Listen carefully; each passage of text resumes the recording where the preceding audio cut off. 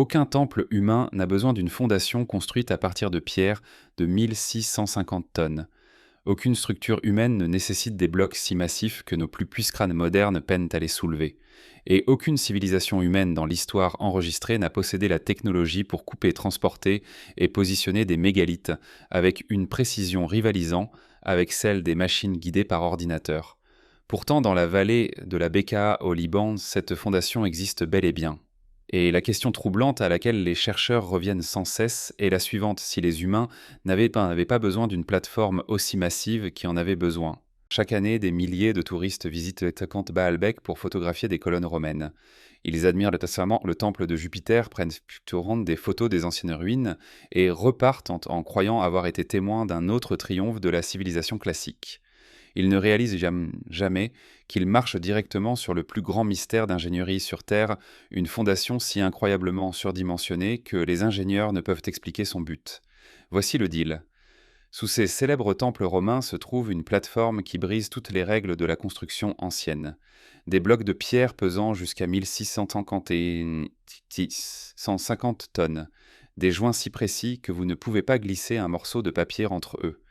Une ingénierie sismique que les architectes modernes n'ont pas compris avant le XXe siècle, et aucune documentation des Romains qui l'auraient supposément construite. Plus les chercheurs approfondissent ce mystère, plus une conclusion exige leur attention. Quiconque a construit cette fondation construisait pour quelque chose de bien au-delà de l'échelle humaine. Les Romains sont arrivés à Baalbek vers 15 avant Jésus-Christ. Ils l'ont appelée Héliopolis, la ville du soleil, et l'ont transformée en l'un de leurs complexes de temples les plus ambitieux. Le temple de Jupiter comportait autrefois 54 colonnes de 22 mètres de haut. Une architecture romaine classique partout où vous regardez. Des chapiteaux corinthiens, des frisées complexes, une grandeur impériale à son meilleur. Mais voici le hic. La fondation sur laquelle reposent ces temples utilise une technique de construction complètement différente, une échelle complètement différente, et il n'existe aucun document romain revendiquant le mérite de sa construction. Réfléchissez-y un instant. Les Romains étaient obsédés par la documentation. Ils gravaient dans des inscriptions se vantant de chaque pont, chaque aqueduc, chaque monument. Nous savons exactement qui a commandé le Colisée. Nous savons qu'Adrien a reconstruit le Panthéon vers 126 après Jésus-Christ. La fierté de l'ingénierie romaine était légendaire, presque odieuse. Alors, où sont les dossiers pour déplacer des pierres 10 fois plus lourdes que tout ce qui existe dans l'histoire romaine? Où est l'empereur revendiquant le mérite de la plus grande réalisation d'ingénierie du monde ancien? Silence. Un silence complet et assourdissant. Mais les dossiers manquants n'étaient que le début. Ce que les chercheurs ont trouvé dans le mur occidental ferait passer l'ingénierie romaine pour une heure d'amateur. Ils l'appellent le trilithon. 3 blocs de pierre, chacun mesurant environ 19 mètres de long, plus de 4 mètres de haut et près de 4 mètres de profondeur. Les estimations de poids varient de 800 à 1000 tonnes par bloc. Pour mettre cela en perspective, les plus grandes pierres de la Grande Pyramide pèsent environ 80 tonnes. Les célèbres mégalithes de Stonehenge pèsent environ 25 tonnes. Les blocs du trilithon sont 10 fois plus lourds que les pyramides, 40 fois plus lourds que Stonehenge. Et accrochez-vous, ils ne reposent pas sur le sol. Quelqu'un les a levés à 7 mètres dans les airs et les a positionnés avec une précision millimétrique. Les joints entre ces mégalithes sont si serrés que vous ne pouvez pas glisser un morceau de papier entre eux. Pas de mortier, pas de remplissage, juste de la pierre rencontrant de la pierre avec une précision qui rend mal à l'aise les géomètres modernes. Le docteur Jean-Pierre Adam, un archéologue français qui a passé 3 ans à documenter le site, a décrit sa réaction de manière franche. « J'ai étudié la construction romaine toute ma carrière. Ce n'est pas romain. Je ne sais pas ce que c'est. » Le professeur Daniel Lohmann de l'Institut archéologique allemand a examiné les joints entre les blocs massifs et est resté silencieux. 40 ans d'expérience en ingénierie sur 3 continents et il n'avait jamais rencontré une telle précision. Les détolérances, ici a-t-il dit, sont plus serrées que ce que nous atteignons dans la construction moderne de ponts avec des équipements de coupe à pointe de diamants et une guidance informatique. Il n'est donc pas surprenant que les chercheurs aient commencé à se demander si le trilithon repousse les limites de la possibilité que pourrait-il encore cacher à Baalbek. La réponse attendait dans une carrière à 800 mètres de là, et elle allait briser tout ce que nous pensions comprendre. En 2014, une équipe d'archéologues allemands et libanais effectuait des fouilles de routine près de l'ancienne carrière lorsque leur équipement heurta quelque chose de massif. Le docteur Janine Abdelmassi, qui dirigeait les fouilles, ordonna à son équipe de continuer à creuser.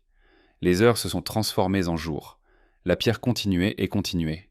Lorsqu'ils ont enfin cartographié ses dimensions complètes, toute l'équipe est tombée silencieuse. Ils regardaient un seul bloc de pierre mesurant plus de 19 mètres de long et pesant environ 1750 tonnes, toujours attaché au substrat rocheux, abandonné en pleine extraction, découpé avec précision et prêt pour un transport qui n'est jamais venu. Un 1650 tonnes. C'est plus lourd que 3 avions Jumbo 747 entièrement chargés, empilés ensemble. Plus lourd que la Statue de la Liberté, plus lourd que tout ce que les humains ont documenté comme étant déplacé dans toute l'histoire enregistrée. Mais voici où cela devient vraiment troublant. Ce n'était pas le seul mégalithe abandonné. À proximité se trouvait la célèbre pierre de la femme enceinte, un autre bloc de 1000 tonnes laissé derrière pendant des millénaires.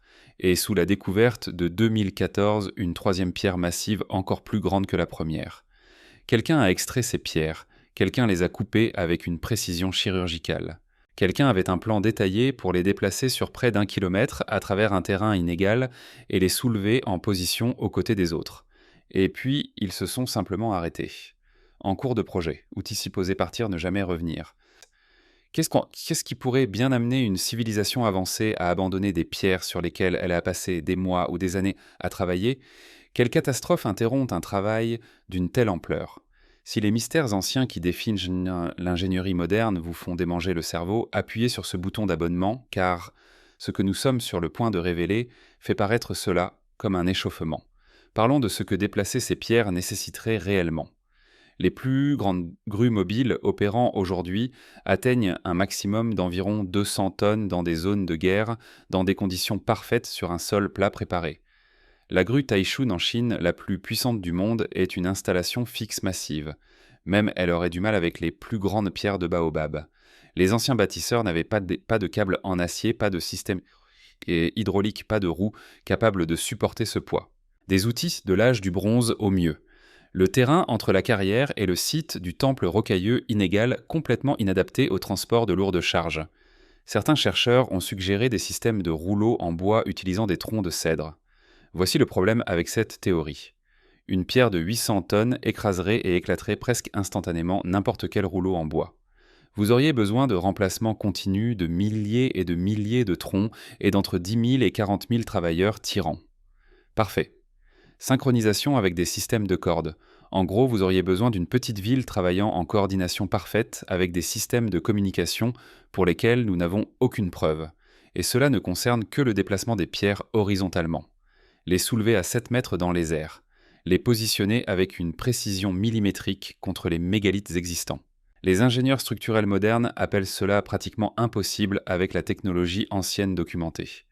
Ce n'est pas si simple cependant car le docteur Gerhard Koppler, un ingénieur allemand qui a passé des mois à analyser les marques d'outils sur les pierres de fondation, a trouvé quelque chose de profondément troublant. Les motifs de coupe ne correspondent pas du tout aux techniques romaines.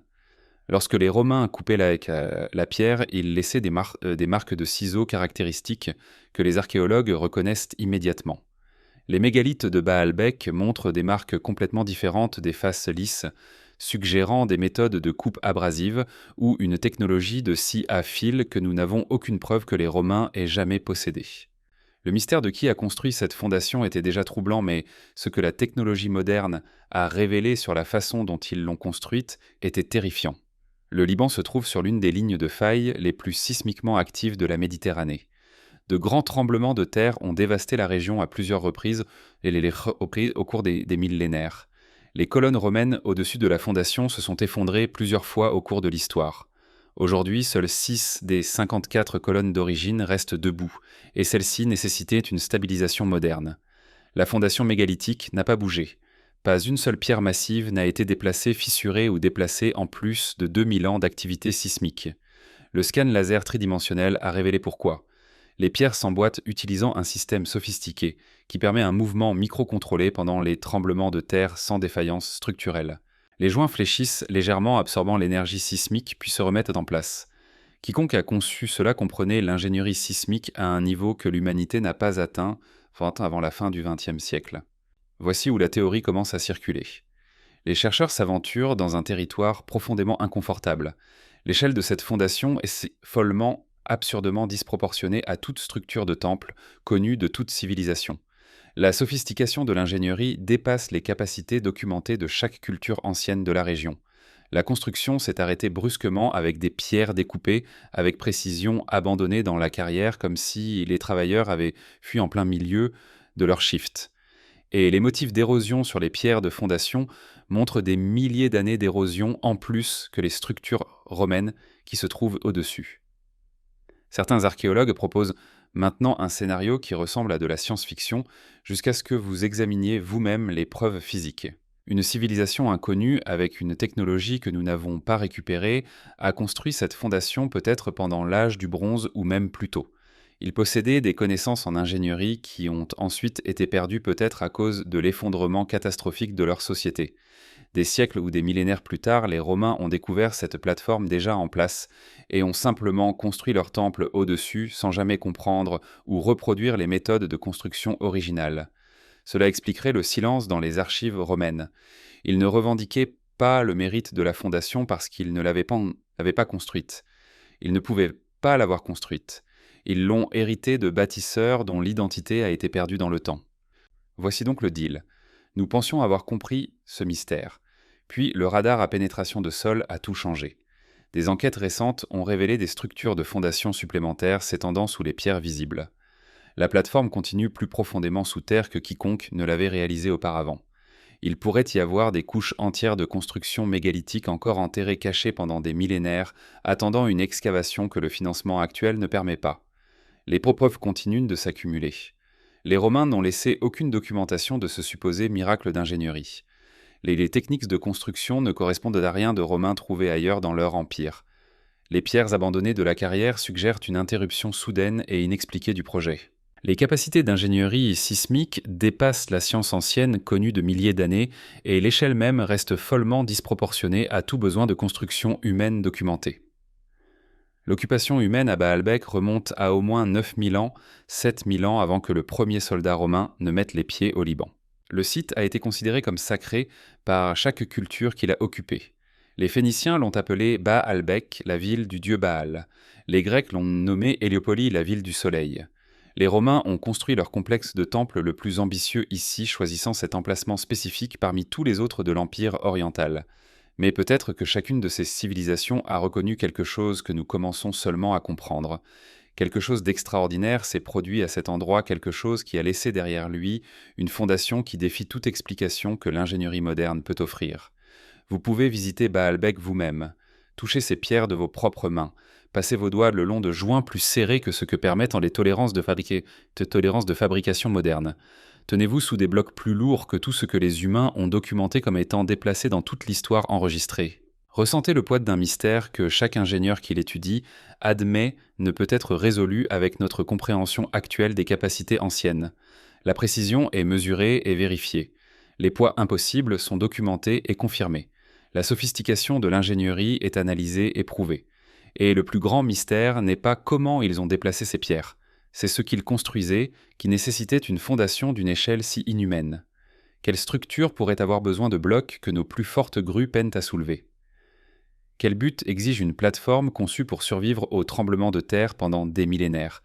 Une fondation qui, par toutes les mesures de logique, de capacité d'ingénierie et de proportion, n'était jamais destinée à des temples humains. Alors voici la question qui devrait vous tenir éveillé ce soir. Les Romains construisaient-ils sur le travail ancien de quelqu'un d'autre ? Et si oui, qui possédait une technologie qui fait paraître notre équipement de construction le plus avancé comme primitif ? Qui comprenait l'ingénierie sismique des milliers d'années avant que la géologie moderne n'existe? Que construisait-il qui nécessitait les plus grandes pierres travaillées de l'histoire humaine? Et ce qui est le plus troublant de tout, que leur est-il arrivé? Déposez votre théorie dans les commentaires. Si vous voulez plus d'histoires qui refusent de faire sens, écrasez ce bouton de like et abonnez-vous, parce que Baalbek n'est pas le seul endroit où l'histoire officielle s'effondre complètement. Nous ne faisons que commencer.